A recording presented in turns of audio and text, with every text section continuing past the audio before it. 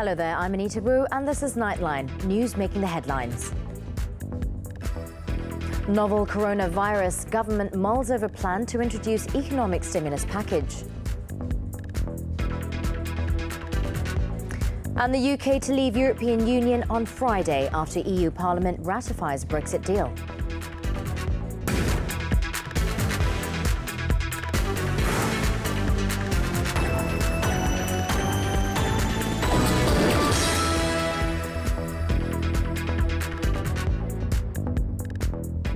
Our headlining story, European lawmakers on Wednesday night overwhelmingly backed the terms of Britain's exit from the European Union, marking the final stage in the ratification process of Brexit, a process that has been going on for more than 3 years.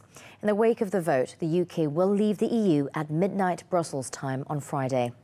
It is understood that the European Parliament voted 621 to 49 in favour of the Brexit deal that British Prime Minister Boris Johnson negotiated with the other 27 EU leaders late last year.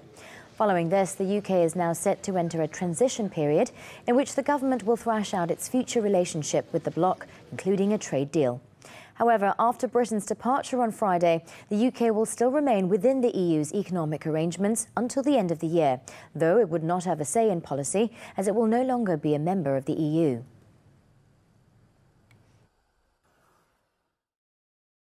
As the UK will no longer be an official member of the EU at 11 p.m. local time on January 31st, here are the 7 biggest changes which will take effect in the immediate aftermath of Britain's departure from the EU.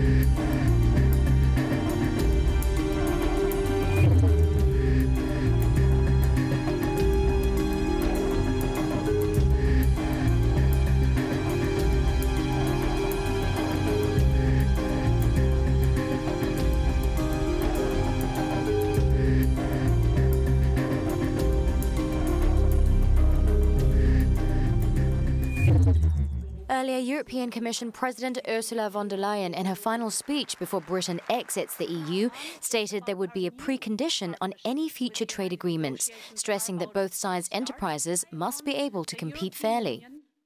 We are considering a free trade agreement with 0 tariffs and 0 quotas. This would be unique. No other free trade agreement offers such an access to our single market. But the precondition is that European and British businesses continue to compete on a level playing field. We will certainly not expose our companies to unfair competition. On the other hand, political analyst Jill Rutter said British Prime Minister Boris Johnson is in a very strong position as the UK leaves the EU and enters a transition period in which it will try to negotiate a trade deal with the bloc. However, Rutter also warned that the government will have to be upfront with the British public about the trade-offs. Boris Johnson is in a very strong position. He's in command of Parliament and he's in command of his party, and that 2 big sources of strength. I think the interesting thing is, does he really know what he wants? Is he very clear about that? And actually, can he take the country with him as he sells the difficult trade-offs that ministers are going to have to make? Meanwhile, following the approval to Britain's divorce deal from the bloc, French President Emmanuel Macron described Britain's imminent withdrawal from the EU a sad day, with lessons to be learned for all Europeans. Dans 2 jours exactement, le Royaume-Uni quittera l'Union européenne. C'est un jour triste, dont nous ne devons pas minimiser l'ampleur, car c'est un échec et une leçon pour nous tous, Européens. Nous devrons surtout regarder l'avenir pour le Royaume-Uni, bien entendu, mais avant toute chose pour l'Union européenne, son unité, son intégrité et nos avancées futures. At the same time, Macron also warned the UK that France will not bow to pressure or haste in negotiations on a future trading deal.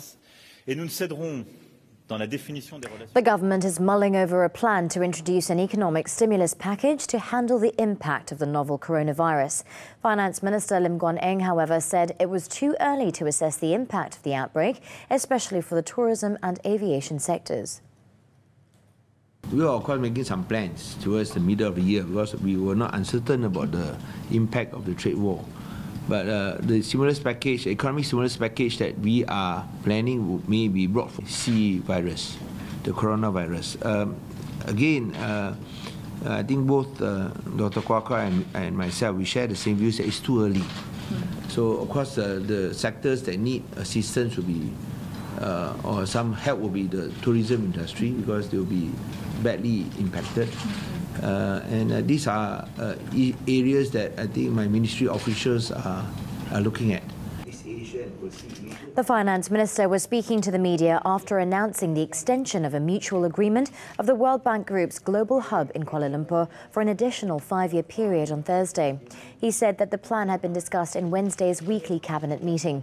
He added that, in fact, prior to the coronavirus outbreak, the government had already planned measures to address the US-China trade war by introducing an economic stimulus package. Lim also confirmed that there were no plans to revise the country's gross domestic product, GDP, yet, adding that it was too early to do so.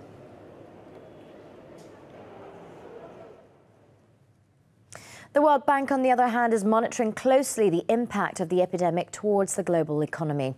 Its Vice President for East Asia and the Pacific, Victoria Kwakwa, said the bank is working with the United Nations, World Health Organization and other partners to provide necessary support for China, as well as other countries in the region and beyond.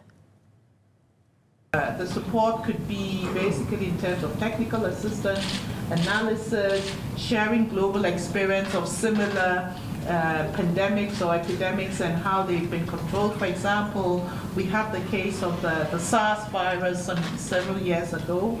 We have the Ebola virus, which was more recent, and we have this one. And all of that, there's experience. So we are pulling some of this together quickly for the Chinese government to see if there are any lessons that they would find useful. The World Bank is going through some of the projects that they had financed during the earlier epidemic crisis to provide financial support. She stressed that it is important to take time and analyse the economic impact towards demand in key sectors such as loss of working days and death tolls. Concerns over the novel coronavirus infection has also affected the tourism sector in Langkawi, with tourists' arrivals in the legendary island down by 40% in the past 3 days. The Malaysian Association of Hotels, MAH, also revealed that all hotel booking cancellations came from tourists from China at the 11th hour. MAH's vice-chairman of the Kedah Perlis chapter, Razmi Rahmat, said many hotel operators on the island had started to feel the impact from the virus outbreak, which has spread across China and other nations. Bila social media ni dia buat andaian yang tak betul, ini bukan hanya negara China saja. Dari kita ni yang domestik ni pun buat pembatalan. Itu kita heran. Itu data-data memang kita ada. As for Langkawi Tourism Association, its chief executive officer, Zainuddin Kadir, said he was worried about the future of the island's tourism sector as flight cancellations has resulted in a 40% drop in arrivals of tourists. Jadi kami di Persatuan Pelancongan Langkawi begitu sependapat dan menyokong penuh hasrat lada untuk mempromosikan dalam domestik untuk menarik balik pelancong-pelancong yang terkesan dengan coronavirus. He expects a drop in tourist arrivals since all direct charter flights from China to Langkawi have been cancelled for at least until the end of the month. Kedah Menteri Besar Datuk Seri Mukhris Tun Mahathir, meanwhile, stressed that the situation in Kedah was under control. Jadi saya ingin yakinkan semua bahawa kita di tahap bersedia dan siap siaga untuk menghadapi sebarang kemungkinan dan kita mengawal keadaan ini sebaik yang Last Tuesday, Tourism, Culture and Arts Minister Datuk Sri Muhammadin Katapi said that the temporary travel ban on Chinese citizens from Wuhan City and Hubei province will only cause a small impact, as it is only for those from Wuhan. Lim's announcement and the World Bank's comment came as Malaysia recorded its 8th positive novel coronavirus case on Thursday. The Health Ministry said that the new patient is also a Chinese national aged 49. In a statement, Health Director General Dr. Noor Hisham Abdullah said the 8th individual is the wife of the 7th patient who contracted the virus. She had been admitted to an isolation ward in Hospital Permai Johor and is reported to be in stable condition. Currently, the 8 confirmed cases comprised 3 patients under investigation and 5 close contact cases. He added the number of patients under investigation had also increased to 89. They were 44 Malaysians, 42 Chinese nationals, and 1 patient each from Jordan, Brazil and Thailand. 3 have been confirmed to be carrying the virus, 81 tested negative, and 5 more are pending lab results. He added that 32 individuals who were in close contact with the reported positive cases had been identified, placed in isolation, and were being closely monitored by the ministry. From the 32, 5 have been confirmed to have contracted the virus, and 4 of them have been admitted to isolation wards in Hospital Sungai Buloh and 1 in Hospital Permai. All are reported to be in stable condition. At a media conference later in the day, Health Minister Datuk Sri Dr. Zulkifli Ahmad was asked if the 8th patient had observed all precautionary measures while she was in close contact with her infected relatives in the hospital. Let me say, to all intent and purposes, you would understand that even if you are using your mask, yeah, sometimes you expose yourself. So to say that she was under complete PPE ataupun personal protection equipment is a bit like, too much of an expectation. Jadi, for all intent and purposes, you can imagine that there are bound to be all form of interactions by way of contact, by way of cough, by way of sneezing, by way of... So all those has got to be taken into account. KKM, we are doing more than the SOPs of recommended procedures of WHO sebenarnya. Datuk Sri Dr. Zulkifli also said that the government is on the fast track to access the required information in its bid to manage the current situation in the country as far as the novel coronavirus was concerned.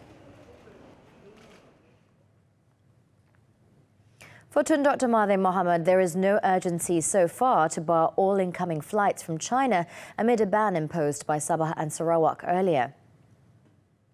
Waktu ini belum ada keperluan itu. Kita buat kajian sama ada perlu kita hentikan semua flight ataupun cuma daripada Wuhan, Hubei province saja. Tun Dr. Mahathir said this during a brief media conference after attending a stakeholders gathering organised by the Rural Development Ministry in Putrajaya on Thursday. Earlier, the Sarawak government disallowed China's students who were studying in the state from re-entering after their Chinese New Year holidays in their home country out of fear that they may be 2019 novel coronavirus carriers. Sabah, meanwhile, suspended all scheduled and chartered flights from China in a heightened bid to contain the spread of the virus. Meanwhile, 14 tourists from Wuhan, China, who arrived in this country via Kuala Lumpur International Airport on January 28th have been sent home. Home Minister Tan Sri Muhyiddin Yassin said the action was taken following the government's ban against tourists from Wuhan and Hubei region to avoid the spread of the coronavirus in the country. Semalam dilaporkan 28 bulan ada 14 warga Cina yang datang daripada Wuhan mendarat di Kuala Lumpur Airport. Tetapi kerana kita telah keluarkan arahan not to land NTL, jadi mereka ini telah pun dihantar balik ataupun pulang ke tempat asal mereka dan tidak dibenarkan masuk. The Home Minister said this at a media conference at the Bukit Aman Police Headquarters on Thursday. He added that border security measures were also taken into consideration as Malaysia had extensive border areas, including Sabah and Sarawak. In the meantime, all 82 Malaysians currently in Wuhan and its surrounding areas are free from the 2019 novel coronavirus infection. Malaysian ambassador to China, Raja Datuk Nusirwan Zainal Abidin, said this was based on communications with the Malaysians over the phone. Speaking to Bernama, he said generally Malaysians in Wuhan are in good condition and very helpful in providing information. Datuk Raja Nusirwan said the process of obtaining more information on Malaysians in Wuhan and the surrounding cities is still ongoing. To date, all 82 Malaysians are still in their homes. Raja Datuk Nusirwan said the embassy had set up a special telephone line to enable Malaysians to contact their consulate offices in Shanghai, Guangzhou, Kunming, Nanning, Xi'an and Hong Kong. He also welcomed the government's decision to evacuate Malaysians who are currently in Wuhan.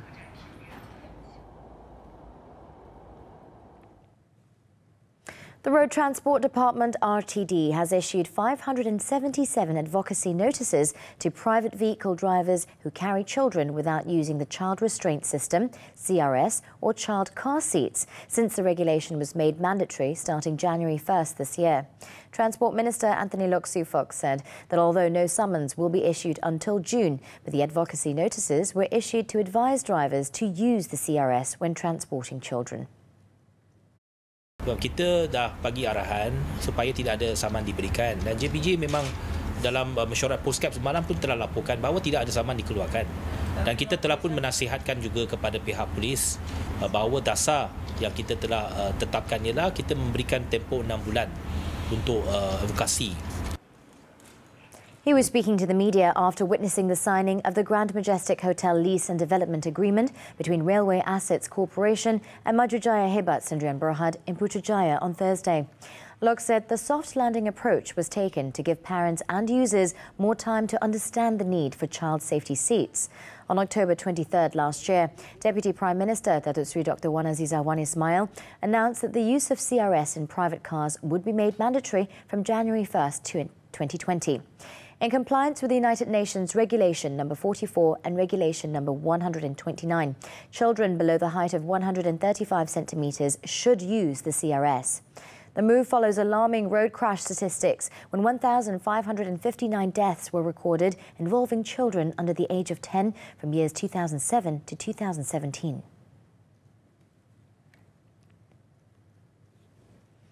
Datuk Sri Saifuddin Nasution Ismail's intention to sue party Vice President Zuraida Kamaruddin was due to slander she had made against him for taking money from a Kelantan charity fund. The PKR Secretary-General revealed that his intention to seek legal action was due to Zuraida's allegation that he had taken money from the Kelantan government through the Kelantan's Tabung Amanah Tok Kenali that he had managed between 2004 and 2007. Sebab yang dituduh, tuduhan ke atas saya itu sangat spesifik dalam ucapan-ucapan yang diberikan, ya, bahawa saya menerima berjuta ringgit daripada kerajaan PAS Kelantan masa saya berkhidmat di Kelantan. Okay, saya dibayar berjuta ringgit oleh Tabung Amanah Tok Kenali. Itu spesifik disebut. Datuk Sri Saifuddin said the claims made by Zuraida were baseless, as Kelantan is poor and the then Kelantan Menteri Besar, Datuk Sri Nik Aziz Nikmat himself, was known as a modest and honest leader. He said this was his first ever legal suit he initiated since he joined politics at the age of 22, almost 30 years ago. Datuk Sri Saifuddin had revealed on Tuesday that he wanted to sue Zuraida in his personal capacity for making slanderous remarks against him.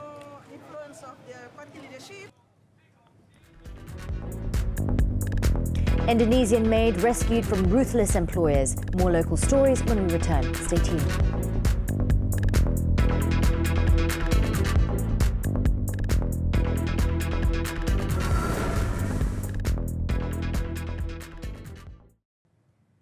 Welcome back. Still on Nightline. An Indonesian domestic worker who had been forced to work without pay for more than 2 years by her employers were rescued by the Kedah Labour Department. The victim's employers were also detained when department officials raided a home in Kampung Berjaya on Wednesday. Kedah Labour Department Director Arzanil Bahadun said the raid was conducted following public complaints which led to the arrest of the 2 female suspects. Selain daripada itu, kita dapati juga pasport mangsa juga dipegang oleh pihak majikan. Mangsa juga mendakwa tidak disediakan tempat tidur yang selesa dan beliau terpaksa tidur di atas lantai. The 26-year-old woman had entered the country using a social visit pass and was allegedly tricked by an agent who promised her a job with a valid permit, but was eventually subjected to forced labour. Arzanil said the suspects had been released on police bail. The case is being investigated under Section 12 of the Anti-Trafficking in Persons and Anti-Smuggling of Migrants Act 2007, which carries a maximum jail term of 15 years and fine upon conviction. Still to come on Nightline, Trump impeachment trial nears end. Do you stay with us? Brand new U.S.-Mexico cabinet.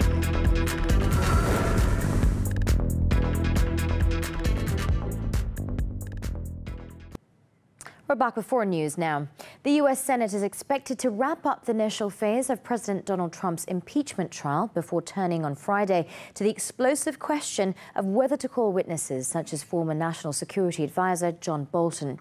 Lawyers for Trump and the House Democrats who are managing the impeachment prosecution will spend a second day on Thursday answering questions about the case written down by lawmakers and read aloud by black-robed U.S. Chief Justice John Roberts.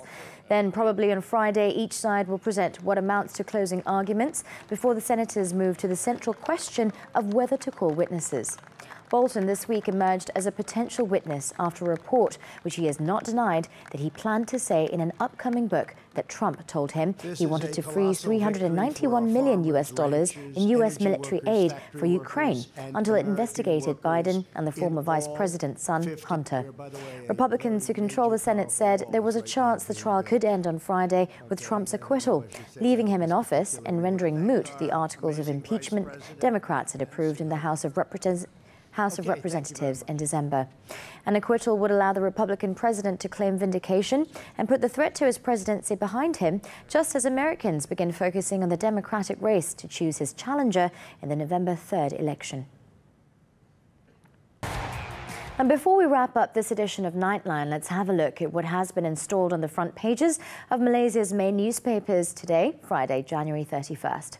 The New Straits Times highlights the rush for masks as number of coronavirus cases increase, while the nation's best-selling Malay daily, Harian Metro, discusses 14 tourists from Wuhan sent home for fear of coronavirus, as well as Singapore's singer Alif Aziz, who's gotten beaten up again. Also highlighting the coronavirus in Malaysia is Berita Harian, as it focuses on the government's plan to introduce an economic stimulus package, as well as a report on KTMB's plan to buy 1 billion ringgit rolling stocks to expand cargo services, which takes the front page of the Malaysian Reserve. Do get your copies. Over in Portugal, the Quinta da Mocho district in Lisbon, once considered a no-go zone, has been transformed by street art after the town hall organised a street art festival offering to paint walls in the district since year 2014. Visuals of the murals wrap up Nightline this time around. With that, I'm Anita Boom. Thank you for tuning in and good night.